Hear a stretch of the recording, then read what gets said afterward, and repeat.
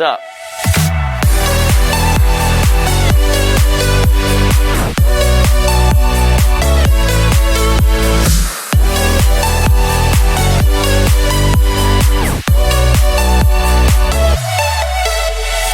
Hey, what up? I'm Miles and welcome back. And this is a video that a lot of people have kind of been asking for, and I definitely said was going to come because I'm kind of doing everything for the Ghost in October. I know I mentioned that in the behind the scenes video, and if you haven't seen that, definitely go check it out. We go behind the scenes and kind of explain how the filming process was and explain the whole kind of hint process for the secret cosplay all the way up until filming. And obviously, if you haven't seen the actual fan film itself, definitely go check that out. It'll be in the link in the description. But ironically enough, I think this is the video that I was most excited to make out of all of the ones so far, because it goes back to the roots of videos that I used to make about my other cosplays, the Cosplay Breakdown, where I go over the cosplay piece by piece and I explain everything about it. I explain the different pieces, I explain if it's custom, I explain if I made it, and all that stuff. And the reason I'm so excited for this one is because it's a completely custom suit designed by me, by yours truly. I designed the suit, sourced it, kit bashed it, and customized it all as my own. So I'm very excited to actually explain that process and show you each piece individually and kind of go into it. I'll do my best to leave links to everything in the description if you want to pick up this stuff for yourself to make your own version of a tactical ghost face or the ghost. But as I said, a lot of this stuff is custom and a lot of this stuff is just kit bashed from pieces that I had lying around. So anything you make will be your own, and I think that's pretty cool. Anyway, if you are unaware, the secret cosplay dropped on October 1st, the thing that I have been hinting at for the entire year and dropping little hints throughout my videos during the year. It finally released on October 1st, and we finally get to see what the cosplay was. It is titled The Ghost. It is a mix of Ghostface and Ghost from Call of Duty to make Simon Ghostface Riley. As I mentioned earlier, this concept was designed by me. I illustrated out the design, I found the parts and sourced it, got all the parts to me, and then customized it how I wanted it to make it the best version it possibly could. And it did take a little bit of tweaking, it did take a couple tries, but overall it was a relatively simple build because a lot of it was just taking pieces, customizing them, repainting them, re-kit bashing them, remodding them, all that fun stuff. But anyway, without further ado and without dragging this video out too long, because I tend to do that, let's get into the pieces for the Ghost. So obviously at the top of the box we have to start with the, oh, I actually caught that. We have to start with the main piece de resistance itself, the mask. The mask was an incredibly crucial and important key element for the entire look, for the feel of the suit. The initial design I had of the suit didn't actually have this specific mask. It was designed to incorporate the classic clean Ghostface mask. And I planned to wear this classic clean one with the rest of the suit. And in early concept photos that I took to send off to the team, I was wearing this mask, and something about it just didn't look right. I couldn't really pinpoint what it was, but I was very heavily set on this mask, and I don't really know why. But one night when I was testing out some of the pieces and doing a little bit of modding, I just happened to see this mask that was hanging up right next to it, and I thought, what the hell, why don't I try this one on and see what works? I put this mask on with everything else, and it was like striking gold. I don't know how I didn't think of it sooner and how I didn't design the suit to fit around the battle damage mask, but that was absolutely the right call, using this battle damaged, worn, dirty mask for the entire design. I feel like if I used the clean mask, it would completely take away from the actual theme and element that that character is trying to portray. Anyway, where did we get this mask? This was a cheap Party City mask that we ordered online for like 15 bucks, I think. And we completely remodded it. We completely repainted it. We added all of the battle damage. We added all of the scarring,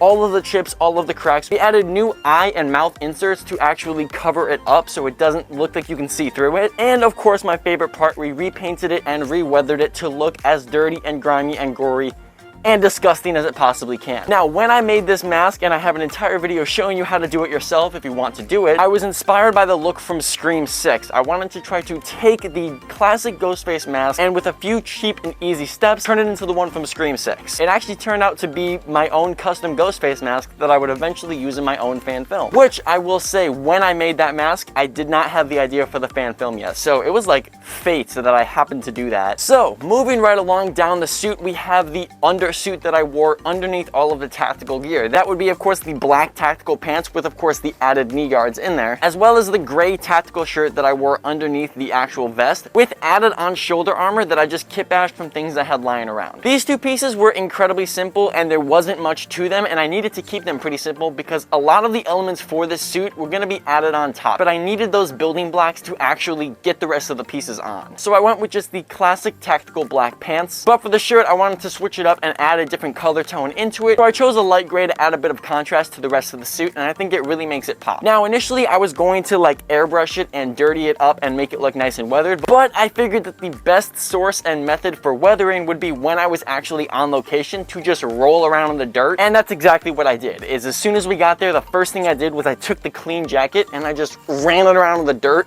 to make it look more organic versus a very like meticulous airbrush design. Next up on the list, again keeping it very simple, are the black tactical boots, which look a little bit more tan now because of all of the mud and dirt that was on them. Now the funny thing about these is I did actually tease these in a hint in one of the videos when I was hinting the suit throughout the year. The only thing that threw people off though was I teased the boots before I painted them. Painting them was incredibly simple and probably not the real way you should paint boots, but hey, it worked. I just used a flat black Rust-Oleum spray paint, hit it with 2 coats, and then it was good to go. And honestly, with the amount of dirt that's on it, I may as well have just left them tan, but I wanted to keep the entire suit consistent. Speaking of repainting things, the next piece of the suit are actually the gloves. The gloves, again, were not this design when they actually showed up. They weren't this color scheme. They showed up as this really ugly tan digi camo that I went through the process of repainting it to look a little bit more like tactical armor. Now, the reason I got the tan boots and the tan gloves was not to intentionally throw people off. It was literally just because they were cheaper, and I don't know why. I don't know why these gloves were like $15 cheaper than the exact same pair but a different color. But when I looked at it, I thought I would much rather go through the process of repainting it, because I was probably going to do that anyway, versus spending like 15 bucks just to get a flat black color. Same thing with the boots. I already had the black paint. I figured I might as well just and save a little bit of dough, because this type of stuff kind of gets pricey when you're piecing it all together. Repainting the gloves was incredibly simple. I basically just took a watered down black paint to really dirty up the digi camo, and then took a silver graphite powder and dabbed it over the armor, and that brought up the metallic look. I've done the same kind of paint job on a Colt M1911 children's toy, which is again linked down below if you want to check that out. Quick little repaints, easy, cheap, fun, awesome. The next piece is the utility belt. The utility belt is an incredibly simple piece that I've used a million times in a bunch of different suits. It's basically just a standard nylon police belt that comes with a variety of pouches. Kind of orient them in the different like augment that you want, and then send it. For me, I already had a bunch going on the tactical vest, so I didn't want to go too crazy on the pockets. So I just did 2 simple pockets in the back, a loopy strap on my left side, a tiny little small carabiner on the top right side, and of course the holster that goes on my right thigh. The next piece is one that you probably didn't think that I had to use, and one that I didn't think I had to use until I went through test fitting. And it's actually a tactical style tech wear hood that straps around you like a vest so that it pops up and keeps its shape. Now the reason I went for this hood was for one reason only, and it's because the actual Ghostface hood is very tiny. It's very like shrunken down to the head, at least the one that I had attached to that mask. And I didn't want to cut into the Ghostface robe to remove that hood to attach it to this one, as well as deciding that I wanted to use the new Scream 6 mask, which is not attached to a hood at all. It's just a blank mask. So I needed to add on an additional hood, but wasn't attached to a robe, a cloak, or anything like that. And this hood happened to be the perfect choice. It straps right down to your chest so you can control the tightness and kind of where you want the hood to be placed. And I think it has like a nice mix of both a tactical military hood and the traditional Ghostface hood. Even though it's just one small piece, it's one of my favorites for the suit because it really does make the suit what it is. Having a hood that complements your Scream mask is just as important as having a good mask, because you can have a really good mask with a really dinky looking hood and it completely takes the whole theme and the whole element away. So it was actually very, very crucial to get the hood right. Now comes the big boy, the piece that everyone's probably half of it broke. Now comes the big boy, the piece that people have probably been waiting for, and the thing that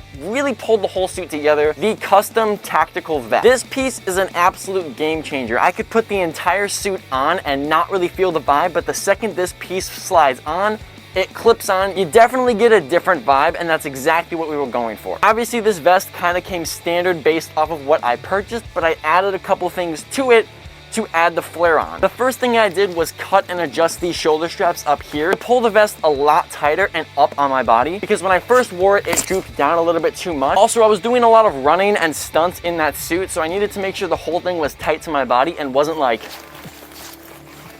you know? The second thing I did was extend these straps in the back like this to give it a bit of a flare to it. And this was kind of done to pay homage and respect to the original Ghostface design, which had those little like flanges that come off of the arm of the suit. I wanted to still add those flanges somewhere in, but I think if I added them on the arm underneath, it would look a little bit goofy. So I instead opted to just taking the nylon strap and extending it out as far as it could, so that when I was moving, they kind of flail around just the same as those flanges do. Just a tiny little thing that even if you didn't notice, I'm still proud that I included it in because I think it's pretty cool. The vest itself came completely flat black, so I added a lot of weathering on it. I used a lot of that graphite powder to accentuate all of the plastic parts to make them look a little bit more like metal, and did some weathering, of course, with dirt and mud and all that fun stuff. Now, the actual vest isn't what makes the suit all that. It's actually the things that go on top of the vest that I think add a little bit more character and that we were really able to use to tell more of the story. Little things and trinkets like a tiny little flashlight, a mini pair of binoculars on the side, as well as a tiny little personal knife that was hitting closer to his shoulder. Also other things like random wires that we used to kind of justify how he was tuning into the radio frequency of the phone call, as well as a custom radio that was kind of a last second attachment that I added to the back of the vest that I'm really happy I did at the last second. Also, last but not least, there were 3 props that were used in the overall suit, all 3 being prop plastic handguns. The first was placed on the vest in the lower left chest area. Left or right? One of the lower chest area, one of these, that's a fun motion. The second was the traditionally painted M1911 that was used in one of the stalker shots. And the third was my favorite, was the custom black and white Colt M1911 that we recently repainted that y'all didn't even realize was an entire video showcasing a hint for a prop that we were going to use. Gotcha! Now, even though we just went over all of those pieces, there are still a couple of pieces that didn't end up making the final cut, but were used at some point, maybe in the early design phases. Maybe I designed it into the concept. Maybe I had it, didn't really like it, so I cut it off of the suit. The first was just a standard gray tactical like scarf thing. I wore a similar one in an olive color for Ghost, so I figured it would be a cool kind of mix to use the same exact scarf but in a different color. But once I added on the tactical hood, this just ended up getting in the way and it just looked like I had a fat neck, so we cut the scarf. Like we mentioned before, we didn't use the original mask concept. We ended up using the repainted mask that we did in a previous video. I also at some point did have arm straps that I was going to use, like arm wraps that looked like bandages, but again, it just looked like too much. It got in the way, and sometimes when it gets too much, you gotta cut a couple things to bring back a little bit of simplicity in an overall concept like that, so we cut the arm straps as well. I did also want to use the classic Ghostface knife, and I wanted to attach it to the outside bottom of one of the boots, specifically for one scene, the scene where I land right behind our main actress, and it does that slow pan up. We definitely get to see the boots for a couple seconds. The reason I didn't end up doing this is because I couldn't find a standard Ghostface knife that would A, look accurate but not too accurate because I didn't want to get like flagged for it, and B, that would comfortably fit in the boot without like taping the shit out of it. And at a certain point, once you're doing too much to attach it, you start kind of thinking like practically how would I get the knife out, all that stuff. So I ended up scrapping the large like Scream Bowie knife, and I ended up using the tiny little knife that I attached to my shoulder. And the last thing that I had planned but didn't actually use, and it was in the official concept art, was a customized prop rifle that I had kit bashed and built together to look a lot more like a stalker rifle. On top of just a standard rifle, it did have an adjustable extended stock, as well as a scope and laser sight, but I also added in a side sniper scope to look more like the stalker shot. And some of the initial concepts for the stalker shots did involve looking through a crosshair, but again, I thought it would be too much. I wanted to dial it back a little bit, and I didn't want to reveal too early in the film what was actually going on. I wanted it to be a little bit more ominous, so we took away the crosshairs, took away the rifle, and I couldn't like run with the rifle as easily as I wanted to, so we scrapped it. That just goes to show, even if you have a really good idea and you really want to include it, sometimes you have to scrap it for the sake of just making things a little bit easier to work with, or just making the most sense. So in terms of this costume, I think I covered every single piece. Obviously there was a lot of customized pieces, there was a lot of things that were added on, taken off, things that changed throughout the actual like development phase. So if I forgot something, I do apologize, but I did the best I could to kind of show you guys. So if you have any questions, comments, or concerns about this suit, please feel free to leave a comment down below. I would be happy to get back to you. Definitely make sure you check out the fan film and the behind the scenes. All the links for all the pieces that I used or the pieces that I could find that I used will be in the description, as well as links to the videos that I made customizing multiple of these pieces, actually building the suit. Again, thank you so much for watching. If you already saw the film and the behind the scenes, thank you so much for watching that. If you haven't, get out of here so you can actually go watch those.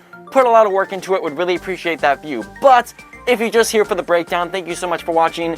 Peace and love, do good things, and I will see you in the next one. Peace. Yeah, Spider-Man!